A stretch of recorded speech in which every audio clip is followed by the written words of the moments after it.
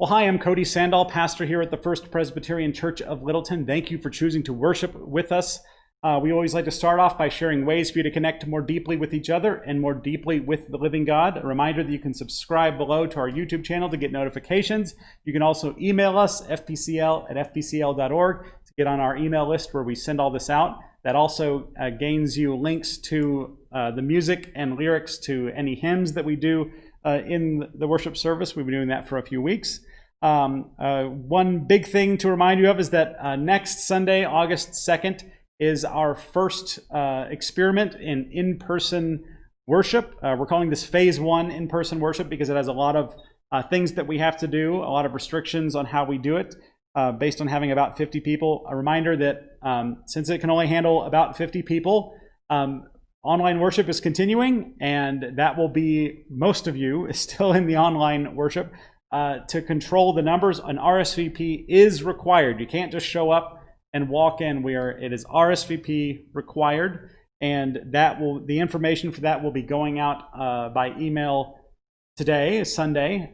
We will also be calling some of you that might have some difficulties using that online form.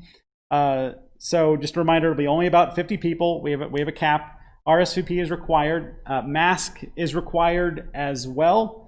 To keep everyone safe. If you cannot wear a mask, we do have a couple of face shields that you could have. If you forget your mask, we have some disposable ones you can take. When you get here, we will have marked on our sidewalk by the parking lot entrance. We'll have different spots that are 6 feet apart, so you can go ahead and line up there with your mask on. It is a communion Sunday, so for online worshipers, have your communion elements ready next Sunday. For those who come in person, we will have them already in little prepackaged kits, already on the seats. So you're not going to be coming forward. We're not going to be passing anything out. That's how we'll make sure it's safe. The offering plate, same thing. We won't be passing it around. We will just have it at the sanctuary doors as you enter or as you leave. You may place your offering there. You will be asked when you check in. There will be someone just outside the parking lot door. Or at the sanctuary ramp, if you would prefer to use the sanctuary ramp rather than if you want to avoid the elevator and use a ramp instead from the alley, someone will be there as well. You'll be asked if you're experiencing any of the symptoms of COVID-19. We have a little poster. If you are experiencing any of those symptoms, the only thing we can offer you is online worship because we've got to keep everyone safe. We have to be extra careful when you have 50 people in a room, even with all the precautions we're taking, the extra ventilation, the distance. We'll have certain spots you can see. We put a lot of work into this, but even then, if you're experiencing any of those symptoms, please stay home. And you'll be asked that before you check in. And I know that this is not exactly normal worship, but it's how it has to be to keep each other safe.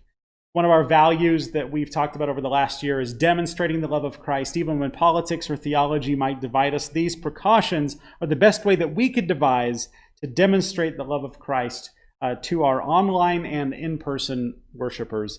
We ask for your patience and grace as we figure this out together. In the meantime, let us worship God this Sunday and prepare our hearts this whole week for worshiping God.